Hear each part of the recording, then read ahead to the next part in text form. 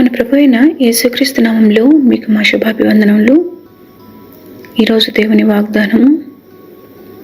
యెహోవా ఇలాగ సెలవిచ్చుచున్నాడు, మునుపటి వాటిని జ్ఞాపకము చేసుకొనకుడి, పూర్వకాలపు సంగతులను తలంచుకొనకుడి.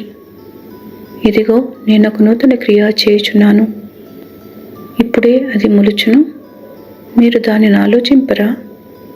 నేను అరణ్యంలో త్రోవ కలుగ చేయుచున్నాను, ఎడారిలో నదులు పారజేయుచున్నాను. యెషయా 43వ అధ్యాయము 18, 19 వచనాలు. This is what the Lord says. Forget the former things. Do not dwell in the past. See, I am doing a new thing. Now it springs up. Do you not perceive it? I am making a way in the wilderness and streams in the wasteland.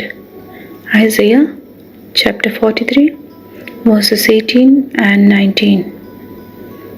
ప్రార్థన.